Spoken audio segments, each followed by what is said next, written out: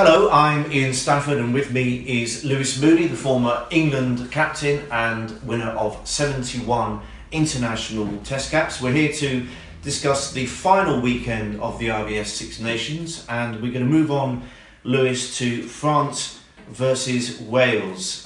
Judging by the form over the whole campaign, it's quite a tough one to call, isn't it? It is, because Wales sort of surprised everyone by defeating Ireland last weekend, and stopped the rout of 3 losses on the bounce.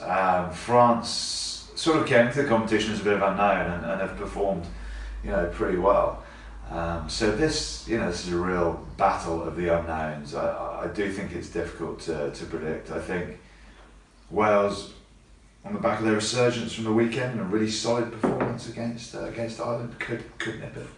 Well, even in Paris, I mean, it's whoever wins, it will represent a decent Six Nations, not a great Six Nations, but a decent Six Nations. 3 wins, 2 defeats. I think the French particularly, that would be an improvement, wouldn't it? Yeah, I think most teams have suffered this year from an inability to win away from home.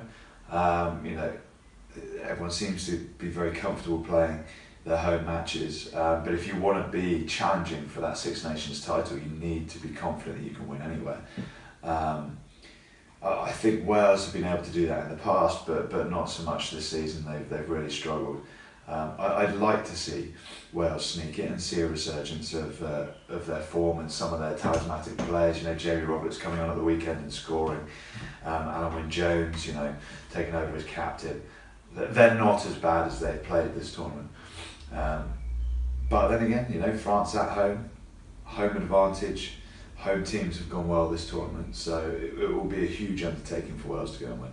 As a former back rower, Lewis, I'm sure you've enjoyed watching the force that is Louis Picamol, who actually I think outshone Sergio Parisi at the weekend, which takes some doing. And the Welsh, Warburton's now playing at 6. He's been released of his captaincy, and it seems to have done him the world of good, and of course Tipuric as well. But Warburton is really playing well. They both are playing incredibly well. I for many years was an advocate of Tipuric and Warburton playing together, but Gatlin stuck with Lydiate, who was a sort of Worsley-esque character in the way that he tackled and went about his business, the chop tackles, stopping people in their tracks. But Warburton and Tipuric give you just a totally different back row unit. Both can contest heavily over the ball, both support each other to do that role actually, and when one's in the breakdown, the other one's then out rummaging to do the next tackle and the next steal.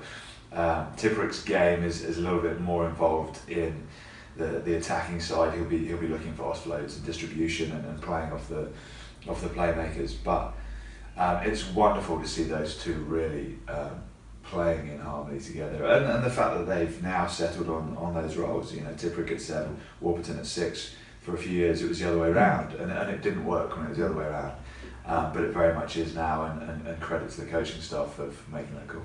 And the other thing I'm looking forward to is the battle of the back threes as well. The French wingers have been on good form, and it was great to see George North come back. He was criticised. He's been criticised by his own management, probably on purpose to get that reaction. And boy, did they get it against the Irish. They did. You could see the emotion when he scored. I think as a player, when you come under that sort of attack in the public eye as well, then it questions your very essence as a man. And George responded it in the right way, and he delivered a quality performance. Wales have had their issues with wingers. Alex Cuthbert actually came under a huge amount of criticism as well, which I thought was quite unfair. But that's professional sport. You live your life in the limelight now, and you have to deliver and perform. And when George North is only a very young man still, he's growing into his character, and he's learning a lot about himself every time he plays. But one thing that is for sure, he is a world-class winger. So we're going to come to prediction time. It is in Paris. The French have definitely upped their game. The Welsh salvaged their Six Nations by beating the Irish. It's going to be tight. Somebody's going to win, well, unless it's a draw. Somebody's going to win. Who's it going to be, and by how many? We got the Wales Ireland one completely wrong last week, and we've indeed got most of them wrong. To be fair, so you'd probably be well versed in going against anything that I say, but I would like to see Wales sneak a victory in France for the reasons that I've said. I think the resurgence in their performance of the weekend will give them great confidence. Jamie Roberts coming off the bench, Jonathan Davis, George North playing well, the back row, to be quite honest, for me, being the standout back row of the tournament.